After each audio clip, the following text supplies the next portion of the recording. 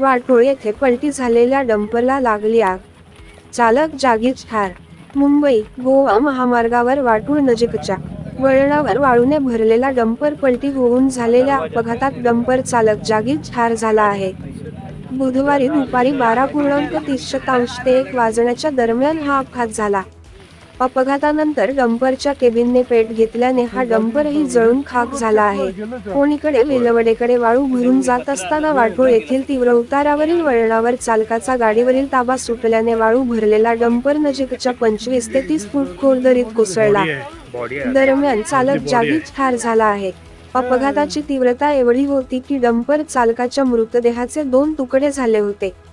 कंबरेखालील भाग डंपरमध्ये अडकला होता, तर धड वेगळे होऊन बाहेर फेकले गेले. तर अपघातानंतर डंपरच्या केबिन आणि ट्रॉलीचे 2 भाग होऊन केबिन जळून खाक झाली. या अपघाताची माहिती मिळताच स्थानिकांसह पोलिसांनी घटनास्थळी धाव घेतली. राजापूर नगर परिषदेच्या अग्निशमन बंबाने पेट घेतलेला डंपर विझविण्यात आला.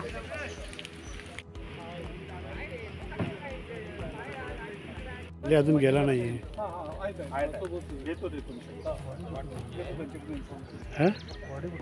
बॉडी